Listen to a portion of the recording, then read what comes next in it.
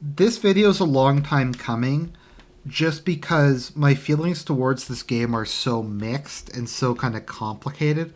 It's been hard to really get the points together to do an actual review of it.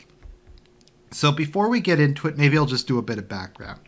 So I've been a Zelda fan ever since I think the first Zelda game I ever played was Ocarina of Time, although it might have been Link's Awakening. I don't really remember, to be honest. I had Link's Awakening for Game Boy Color and Ocarina of Time for the N64, and I remember I got Majora's Mask the day it came out.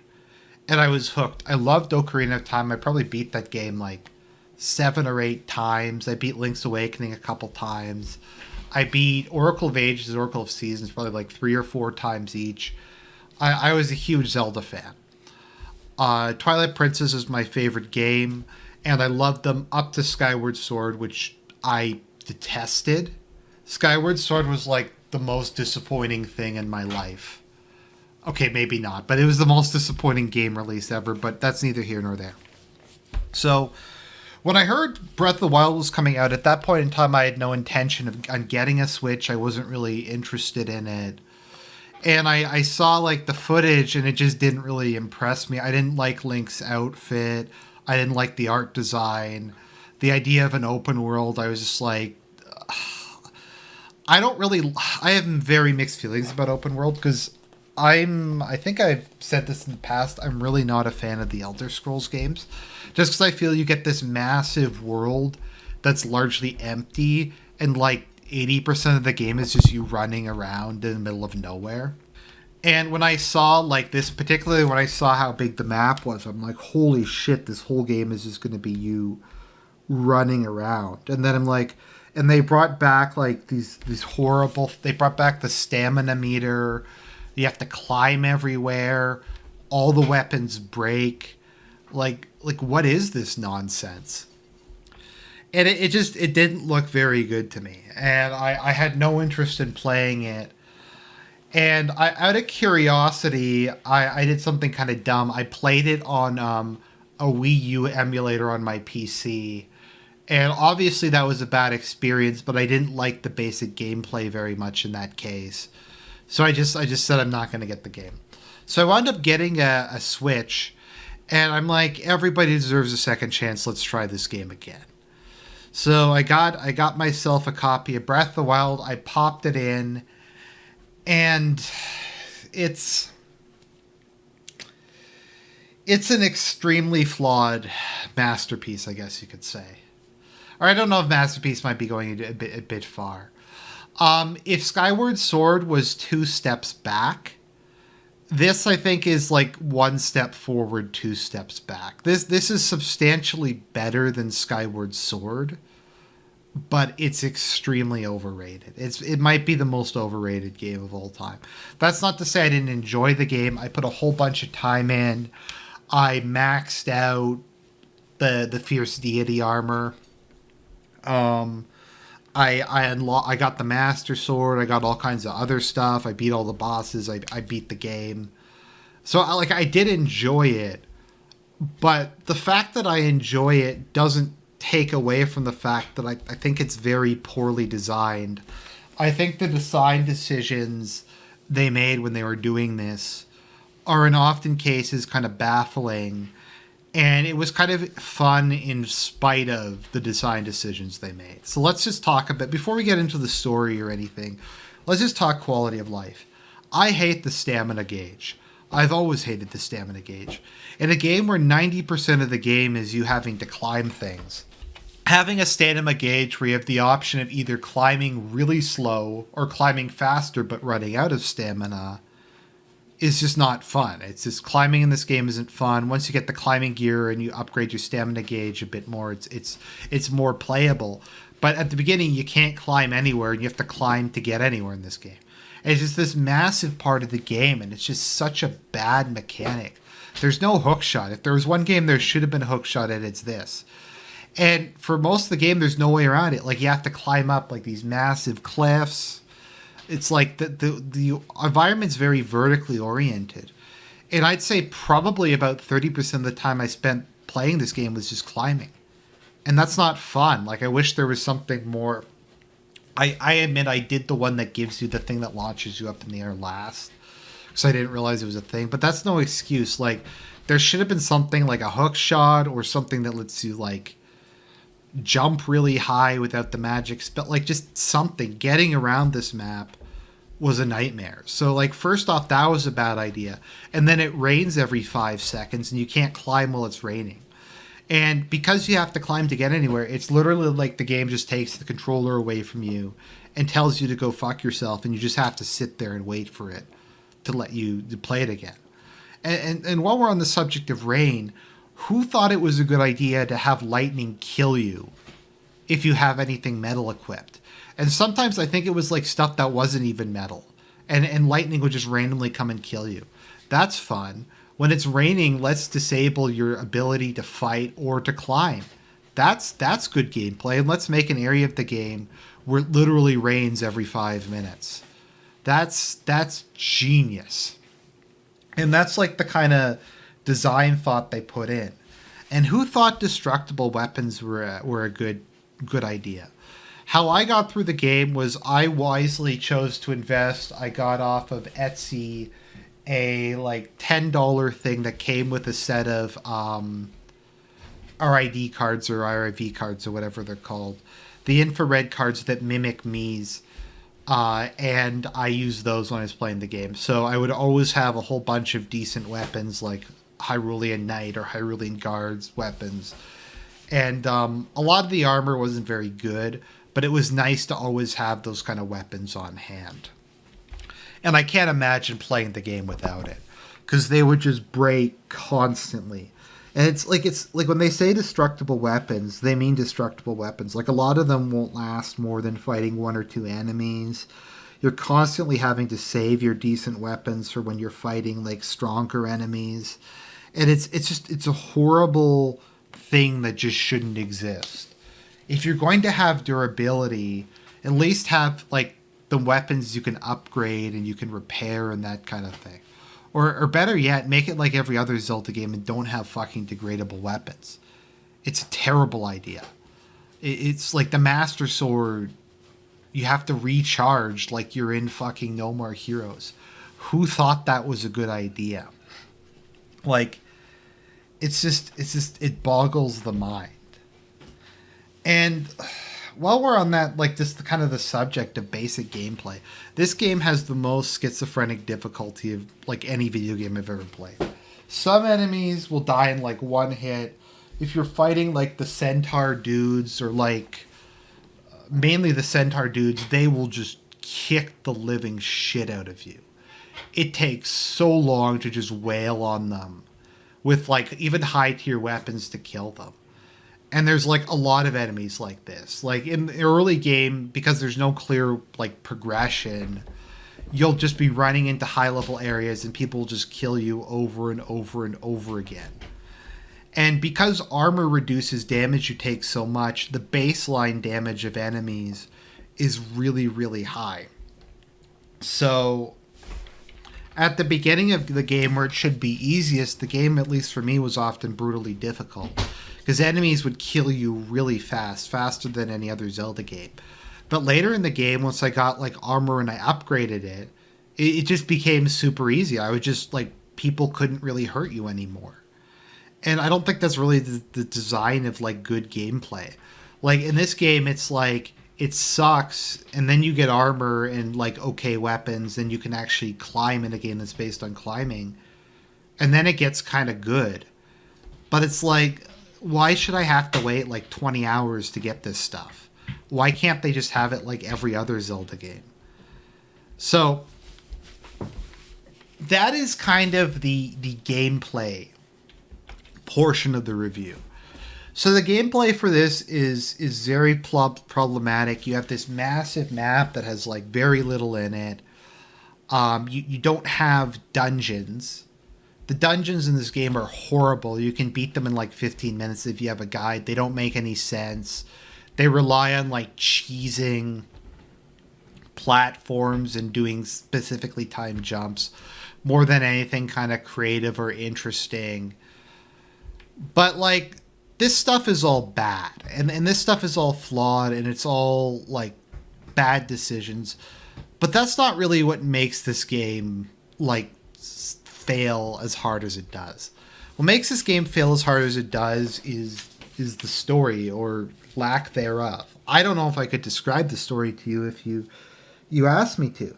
I mean, let's be honest. The Zelda games I find either fall into one of two categories. There's plot-driven games and there's character-driven games. Ocarina of Time and Twilight Princess are plot-driven games. There's a central narrative that everything's involved in. And that's kind of the main focus. Midna's quest to regain her kingdom, the quest to drive the Twilight out of Hyrule to restore the land, defeating Ganondorf. You have a central plot that's kind of the driving force. Whereas games like Majora's Mask are character driven. The central plot isn't really important. The whole stopping the moon thing is just kind of a gimmick. But you have these very complex and deep stories within the sub portions of the game. It's all about the characters. It's all about the world itself. Wind Waker I also find is like that. Wind Waker, while being very large, and probably the sea is too big in some areas, there's normally at least something to do on every island. There's lots of memorable characters. The world has a lot of character to it. And even if the central plot isn't like super important, there's still a lot of stuff to do. There's a lot of charm, and they do a good job on just kind of doing the little details and like the minor things and the side quests. So which one does Breath of the Wild fall into? Well, that's the mystery that Scooby-Doo couldn't solve. The idea that the entire story would be done through flashbacks. I don't know. I guess something like BioShock might have done that well. Or maybe something like Splinter Cell Conviction. But they didn't do a good job here. Because the world is fucking massive. Like, you have to find all these stupid picture locations. So you don't even get the picture box for like the first like 15 hours of the game. And if you want any part of the story, you have to find these locations. And it's like, it's not easy to find these locations. I don't even know how you'd find them without a guide. I'm sure there's some way to do it. Maybe I'm just stupid. But you have to find these locations, and there's like, 12 of them, and you go there and you watch like a 2-minute video clip. And they have the worst voice acting I've ever seen. Like, Fire Emblem has great voice acting. It's very competent. Zelda's voice, everyone has these awful British accents. They're atrocious, and the dialogue is just terrible. But it doesn't really matter, because it's not like you see any of the characters for very long anyways. Like I said, there's only like 2 or 3 5-minute clips of them, and that's all you get. That's the characters. Like, what was the thought process that went into this? Like, there's no development. Okay, Zelda doesn't like her father. Okay, Mipha has a thing for Link. Does she have a personality? No. Do we know anything about her? No, not really. Do we know anything about any of the characters in this game? No. Like, I'd struggle to name more than 2 characters who aren't repeat characters from previous games. I guess there's Mipha, who I only know because a friend of mine has a thing for Zoras, and he constantly talks about her. And Impal, I think her name is. And that's like it. Those are the only characters I can think of, like, who stand out to me enough to remember their names. And in like the other games, you can like there's so many like memorable characters. Like, even let's take a minor part of Majora's Mask. The Romani Ranch, like that was fascinating. Like, you got the awesome like alien level. You have to help them defend the caravan. I mean, that's all really cool. You actually get a kind of a bit of a story there. The whole Malon Indigo is it Ingo or Indigo Talon thing. That was really cool. That was like a nice little drama, like how Malon and her father had kind of been thrown out, and you had to go in as a knight in shining armor and save the day. Like, even little stuff like that is very memorable. The King of Incana, if I'm pronouncing it right, was another one. All the sages had like personalities in Ocarina of Time. I guess Ruru wasn't really in it enough to have that much of personality, although he was there in the form of the owl, I guess. But they all had like their own stories. Sheik had her own story. Sorry, like I can remember that. I can even remember like a bunch of stuff from like Twilight Princess, but I can't remember anything from this because there was like no characters and there's no plot. What's the plot is like the most basic bitch stripped down fetch quest I've ever seen in a Zelda game, and all Zelda games are fetch quests. Like get these items together to go do something. Like as far as they go, I found the Sages one to be not that bad. The Masks one was not that bad. In Twilight Princess, it at least paid off because when you get all the fused shadows, Midna becomes like a super Cthulhu demon and like kicks some ass. Like that was fun. But in this one, it's like you have to get the three divine beasts, and I'm like, why is this a sci-fi game now? Why is Zelda not fantasy anymore? Like, there's always been steampunky or like Magitech stuff in Zelda, but why'd you have like this Sheikah super advanced technology army? Like, when did this become Power Rangers? And why is there only 4 dungeons? And you don't even have to beat any of the dungeons. There's like nothing in the dungeons. You don't get new weapons. You get like a crappy ability that takes forever to recharge, and Calamity Ganon is a little easier to fight. And like they couldn't even be bothered to come up with unique bosses for each one. Like you had like Volvagia, who's like the ancestral enemy of the Goron people. That was cool. You had like Morpha, who was like this mutant ball that would like form water tentacles around himself. You had Baronade, that was fish cancer. You had like the mechanical bull. I think it's Gorma. I forget what his name is. That was a cool fight. Twilight Princess, you had, I think it was Star-Lord, whatever the giant like skeletal dragon was. They had like cool creative bosses. And all they had in this was like, granted, all Zelda bosses tend to be gimmick bosses, but these were like just the most bare bones, basic bitch like bosses. I think there's only one other boss in the game other than the 4 Divine Beasts boss and Calamity Ganon. I can't even remember his name. I remember it being a shitty gimmick boss fight and someone I like just didn't care about at all. So like that's it. There's like no characters. There's no real plot. You're just like, it's like if you took Ocarina of Time and you took out all the sages, all like the backstory, all the lore, all the atmosphere. Because granted, a lot of the time the Zelda games don't really tell you things, but there's a lot of depth there from like atmosphere and stuff like that. And Ocarina of Time did a really good job of that.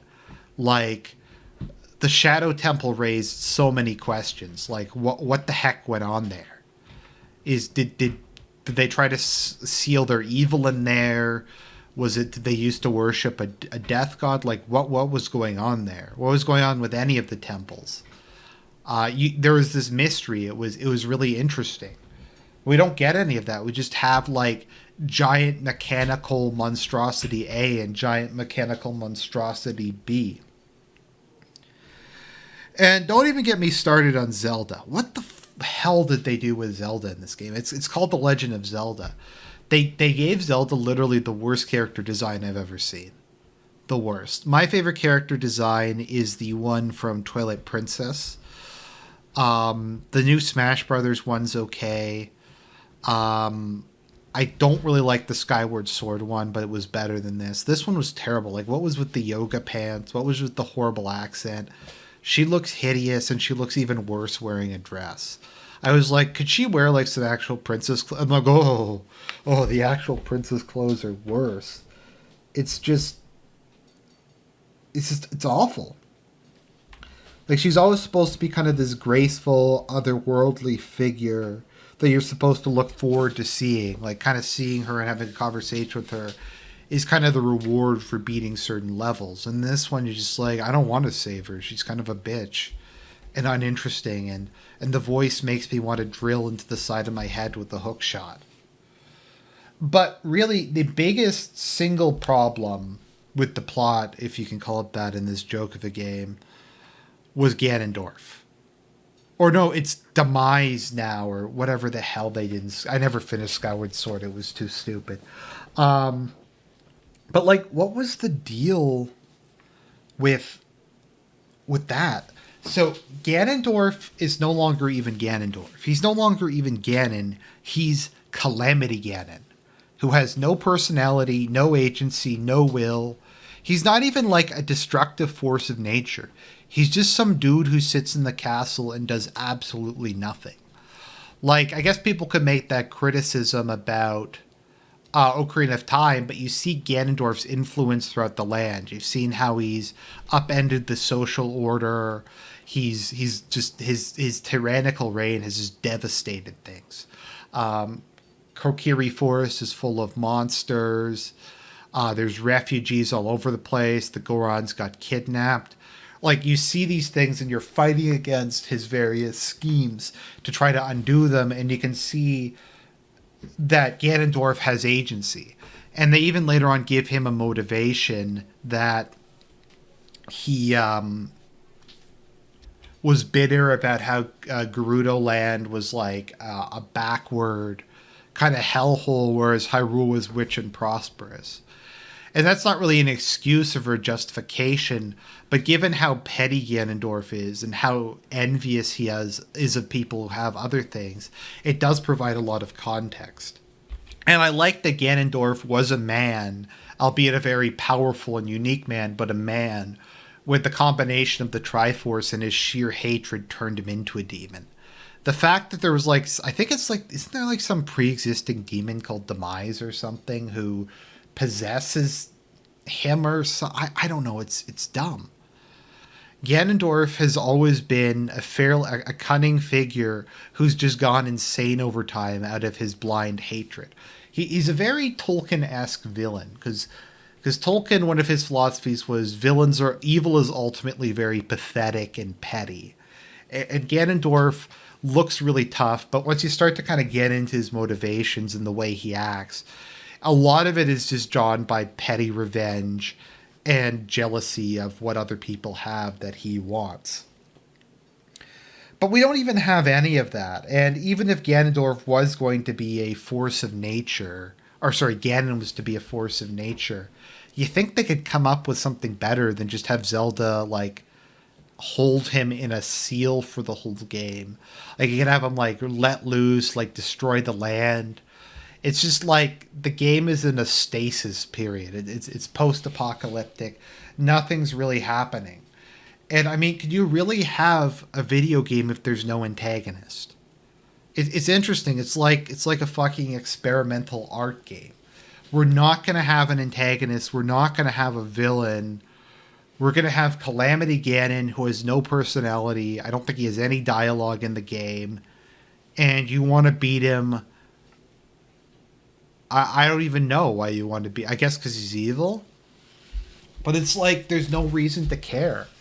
There's no reason to want to beat him. Like in Ocarina of Time, when you're fighting, you see like the horrible things Ganondorf does. You see your childhood friends get like just having their homes destroyed. You see the Gorons, who you're their brother, and they're going to feed them to Volvagia. You see Malon, the QT you had a crush on, become like the way her life got ruined. And you hate Ganondorf, and you want to see him go down. And once you take him down in an epic duel, it feels awesome. It feels good. You feel a sense of accomplishment. But here, there's nothing. It's just an empty game. And is the game itself that bad? I guess it isn't. But it's very, very poorly designed. And I don't know why they made the decisions they did when they made it. But it threw away a lot of potential. And even just some minor gameplay changes could have dramatically improved this. But those are my thoughts on the matter. I hope you enjoyed the review. God bless, and I'll talk to you guys later.